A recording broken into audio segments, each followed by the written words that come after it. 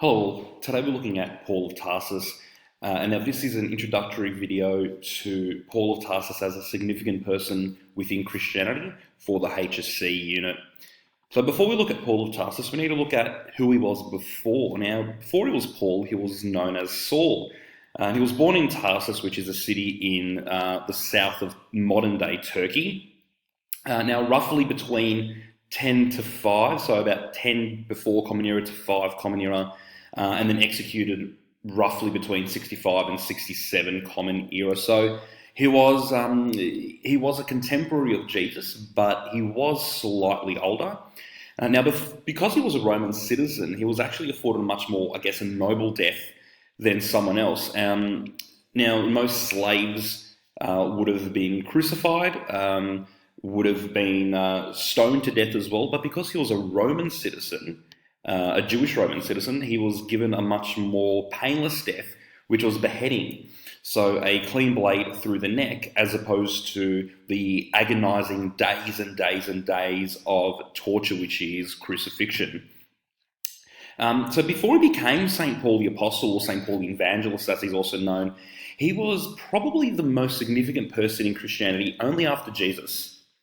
Now, before he became one of the most significant people in Christianity after Jesus, he was actually a Pharisee and a very big hater of early Christians. He was a devout Jew, and anybody who was following the Christian faith, he would actually seek out and persecute. Now, according to the book of Acts, which tradition holds Luke wrote, so the same author of the Gospel of Luke also wrote the book of Acts. In chapter 7, Saul of Tarsus is actually present at the stoning death of St. Stephen, the first Christian martyr. Now, while the chapter says he's present, it doesn't actually mean that he was involved in the execution. There's no records or no evidence to suggest that he was involved, but the book of Acts does say that he was at least present. Now, everyone is very familiar with the story of the conversion of St. Paul, the conversion on the road to Damascus. So in the book of Acts, again, in chapter 9, Saul pretty much undertakes a complete 180. He goes from being the biggest persecutor and biggest hater of the Christian church to being the biggest fan and the biggest promoter of the early Christian church. So as the story goes in the book of Acts, Paul is actually on a journey to seek out and persecute the Christians, and he goes to ask permission from the high priest for basically what we might think as warrants today to go and seek out these early Christians. Now, on his way, a bright light appears, and a voice from the heavens speaks to him, saying, "Saul, Saul, why do you persecute me?" Paul realizes that he's actually speaking to Jesus. And Jesus says, "I'm Jesus, the one you're actually persecuting. But now get up and do as you're told to do," which is stop persecuting me and actually go and spread the good word. So once he started to spread that good word, he went on 3 journeys before his final journey to Rome to plead his case. So he was eventually arrested because, remember, Christianity in its early form here is actually a prohibited faith. It's a sort of an underground movement at the moment.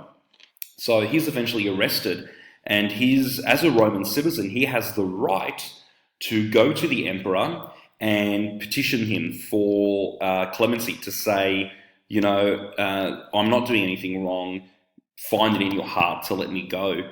However, as we find in history of the Roman Empire, not every emperor actually had any sense in terms of what they were doing. They were more in it for the power.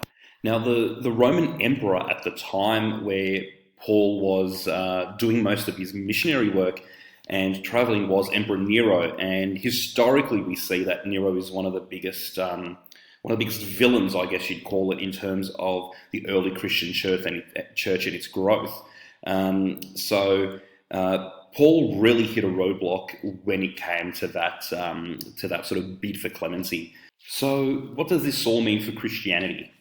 Firstly, Paul actually drove Christianity away from the idea that the Messiah, Jesus, was actually meant to be a military leader who was going to use force and violence to free them from their political troubles. Now, from the preliminary course, you'd find that the historical and cultural context in which Christianity began was one where the whole area around Israel, Palestine as it was under control by the Romans, and before that under control by the Greeks and the Babylonians. So there's a long history. So what Paul did was he moved from that idea to the idea that Jesus is more the figure of universal salvation. So instead of being freed from political troubles, it's more of a spiritual release. He brought the gospel to the Gentiles. And eventually, because of this, Christianity became its own distinct religion rather than just staying as a sect of Judaism. So because Paul was a Roman citizen, he was able to Hellenize the message, so make it Greek basically, to make it available to everyone. So anyone can actually access the message of Jesus now because of him. Utilizing things like Roman roads and Roman infrastructure, he was able to travel around to bring this message.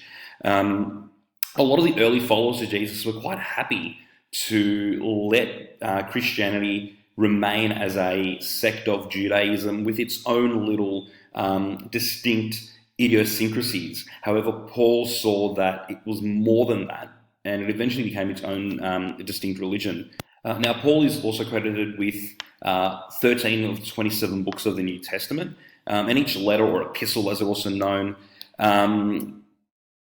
these letters discuss ethical, pastoral issues within the early church.